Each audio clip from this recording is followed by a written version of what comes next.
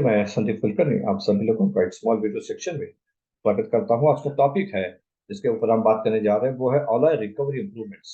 जिस तरह से ह्यूमन बीइंग में एक जनरेशन हुई है, जैसे कि हम जानते हैं कि हमारे पूर्वज एक मंकी हुआ करते थे और आज का जो आधुनिक मानव है तो वो जो सारी जनरेशन है जो इम्प्रूवमेंट्स है उसी तरह इस डक्टाइल आयन में भी डक्टाइल के प्रोसेस में भी कुछ इम्प्रूवमेंट्स हुई है। वो इम्प्रूवमेंट्स कैसे कैसे हुई उसके बारे में एक छोटा सा वीडियो यहाँ पर मैं बनाने जा रहा हूँ। तो शुरू में जब डक्टाइल आयन शुरू हुआ था तो उसमें कोई पॉकेट कोई खास लैडल या कोई खास चीजें नहीं थी। तो उस वक्त जो मैग्नीशियम एडिशन थी बहुत ज्यादा थी, इट वाज ऑलमोस्ट 2% के करीब थी। तो उसके बाद जब उसके ऊपर काफी सुधार हुआ तो उसके जब ध्यान में आया कि sulphur plays an important role in magnesium recovery and improvement in nucleation of ductile iron, तो सल्फर को कंट्रोल करना एक अहम चीज महत्वपूर्ण सामने आई।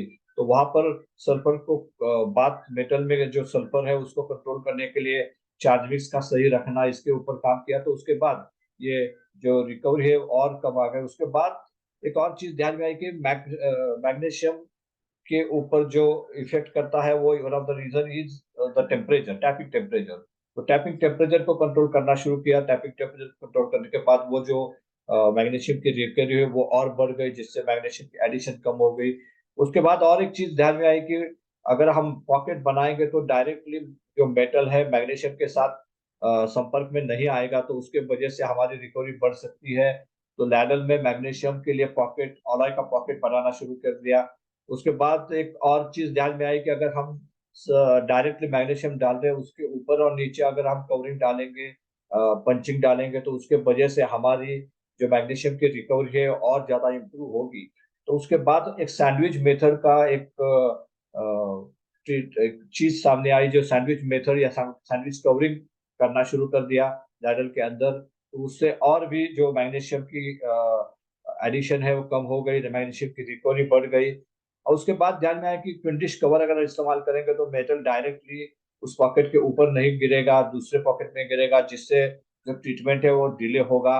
और साथ ही में जो फ्यूम्स, मैग्नीशियम के फ्यूम्स जो हवा में रेडिएशन के थ्रू जा रहे हैं तो वो भी हम मेटल के अंदर वापस डाल सकते हैं, जिससे हमारी रिकवरी बढ़ सकती है। तो फिर उसके बाद ट्विन कवर का निर्माण हुआ। तो ये सारी चीजें हैं, सल्फर है, टैपिंग टेम्परेचर है, उसके बाद जो पॉकेट है वो सैंडविच कवरिंग है और ट्विन कवर, ये जो अलग अलग तरीके हैं जो धीरे धीरे इम्प्रूवमेंट के तहत आगे आते गए और जिसके वजह से आज का जो डक्टाइल आयन है जिसमें हम काफी अच्छी रिकवरी ले रहे हैं, 0.9 से लेके 1.2 के करीब हम मैग्नीशियम ऑलॉय को इस्तेमाल करने जा रहे हैं।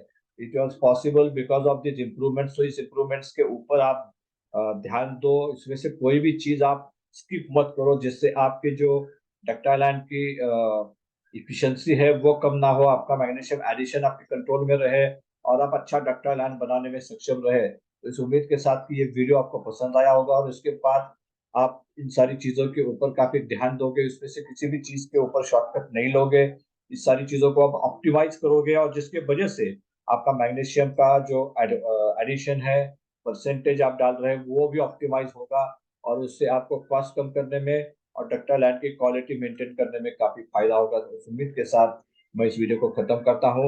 आपका बहुत बहुत शुक्रिया। Thank you very much.